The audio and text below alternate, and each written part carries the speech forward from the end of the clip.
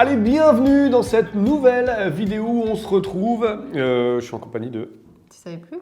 Ah si, je savais, mais je préfère laisser le suspense pour les téléspectateurs. Donc Maud ou Women Invest sur les réseaux. Exactement. Alors, si vous ne nous connaissez pas déjà, je m'appelle Laurent Boutillier, j'ai 39 ans, ancien chef d'entreprise dans le bâtiment et aujourd'hui, je vis entièrement de mes rentrées locatives. Je suis en compagnie de ma chérie. Exactement. Donc moi, Maud, 40 ans.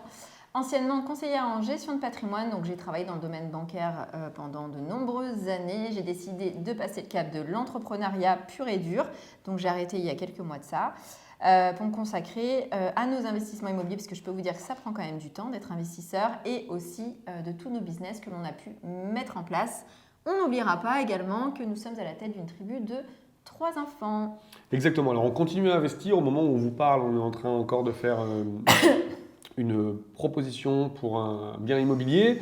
Et aujourd'hui, vous êtes nombreux et on va répondre à cette question, à savoir, il n'y a plus d'affaires à faire, clairement, il n'y a plus rien. C'est-à-dire que vous êtes nombreux à venir vers nous en disant c'est trop compliqué, les taux d'intérêt sont bas, les propriétaires vendeurs en veulent cher, donc clairement, il n'y a plus rien sur le marché. C'est la catastrophe. C'est la catastrophe, on va tout arrêter, on vend tout, c'est fini, Ouais. l'immobilier est au taquet. Ça y est, c'est fini. Même on l'avait entendu, je me rappelle au début du Covid. Ouais. On entendait partout, même sur les infos, l'immobilier va dégringoler, ça va être la cata. Au final, c'est un des investissements qui s'est vraiment très très bien comporté. Exactement. Alors, le premier argument de cette vidéo, c'est déjà de savoir qu'en fait, une affaire immobilière n'existe pas sur le papier, une affaire se crée, littéralement. C'est-à-dire qu'aujourd'hui, votre œil aiguisé, votre œil d'expert va faire la différence par rapport à un autre investisseur. Vous pouvez très bien, et on a eu le cas, nous, sur un immeuble de rapport qu'on a acheté, qui était en vente depuis pas mal de temps. Beaucoup de personnes l'avaient vu pour le louer en location pérenne. On l'a vu pour faire de la location courte durée avec la mise en place d'une conciergerie, plus en bas un local commercial. On explose tous les compteurs, on est les seuls à l'avoir vu. Au moment où on vous fait cette vidéo, on est dans des locaux commerciaux. Ces locaux, on les a achetés. Est-ce que tu peux nous expliquer un petit peu ce que l'on a fait ? Alors justement, ces locaux, on les a achetés. Alors ça faisait un petit moment, moi je les avais repérés, mais on ne savait pas trop qu'on allait acheter un local au moment-là. Mais le local était à vendre depuis plus d'un an. Ouais, depuis plus d'un an. Donc pas d'acquéreur visiblement, et finalement ça m'est venu un samedi, je me suis mise à regarder parce qu'on avait d'autres projets, etc. On a été le visiter, on a fait une proposition, et de ce local finalement on l'a divisé en deux, puisqu'on a deux activités qui sont à la fois concomitantes mais qui sont quand même dissociées, ce qui nous permet finalement d'avoir 2 rentrées locatives. Exactement, pour parler chiffres, on a acheté ce local, on a fait un crédit de 10 ans si je ne dis pas de bêtises. Oui. 10 ans sur ce local, donc dans 10 ans c'est à nous. Le crédit nous coûte 700 € par mois. Simplement, on a divisé en deux rentrées locatives de 700 €, donc 1400 € de rentrée locative, 700 € de crédit. Dans 10 ans, c'est 1400 en plein pot. Vous imaginez qu'on a créé l'affaire, car sur le papier, ce n'était pas écrit, c'est nous qui l'avons proposé. Donc clairement, aujourd'hui, à l'idée de dire qu'il n'y a plus d'affaires à faire, qu'il n'y a rien qui existe dans l'immobilier, la thèse elle est complètement fausse. D'ailleurs, j'ai tendance à penser que aujourd'hui, beaucoup de gens pensent que l'herbe est plus verte ailleurs. Ouais, ça arrive très régulièrement où les gens ont une tendance à se dire oui, mais ma région c'est très cher, parce que c'est ce qui peut s'entendre dans les grandes villes. Forcément, c'est pas là où on va faire les bonnes affaires. Il faut pouvoir se reculer un petit peu, aller en seconde zone, voire en troisième zone. Maintenant, on a aussi beaucoup de personnes qui ont une tendance à se dire je ne trouve rien par chez moi, donc je vais aller à 500 km de chez moi. Qui dit 500 km dit que ça va être forcément un petit peu plus compliqué dans la gestion, dans les travaux, dans le suivi et autres, alors qu'au final, il y a forcément des affaires à faire. Ça ne veut pas dire que c'est facile à trouver. Encore une fois, il faut créer les opportunités. Mais il y a des affaires à se faire autour de chez soi. Alors dans un rayon, ça peut être dans un rayon de 100 ou 150 km.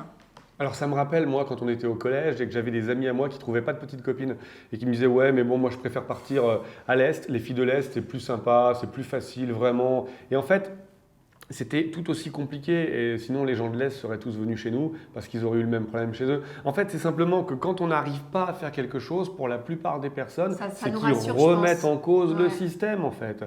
Et c'est comme être au milieu de 10 personnes et de dire que les 9 personnes sont des cons. Si vous pensez que les 9 sont des cons, il faut peut-être que vous posiez la question si c'est pas vous le con. Parce que si vous remettez tout en cause à chaque fois, c'est clairement c'est vous qui n'allez pas.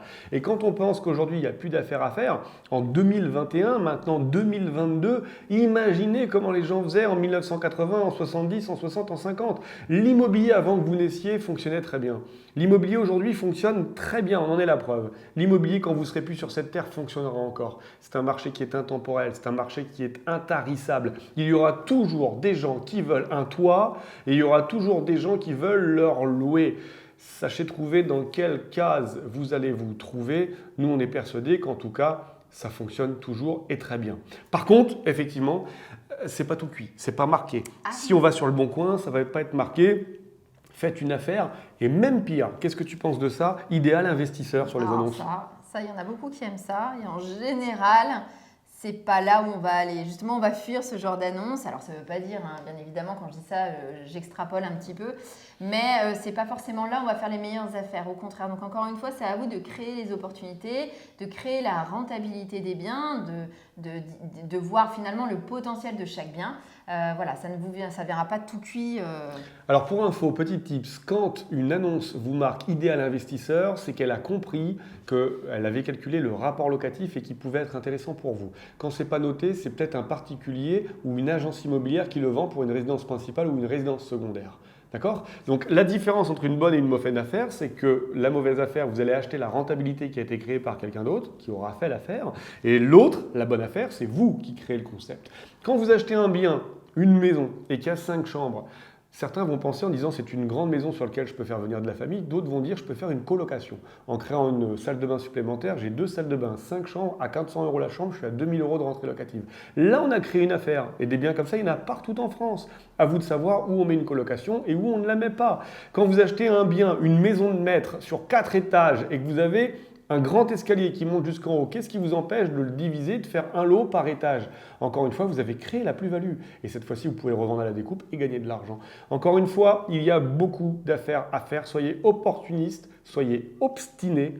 Si vous avez kiffé ce genre de conseils, sachez qu'on vous a prévu une formation en description. Exactement, donc dans la description, vous aurez accès justement à toutes les formations que l'on propose et ce qui vous permettra finalement de pouvoir appréhender la recherche de la bonne affaire de la bonne manière, puisqu'on vous parle de toutes nos techniques de recherche, parce que des bonnes affaires, il y en a partout.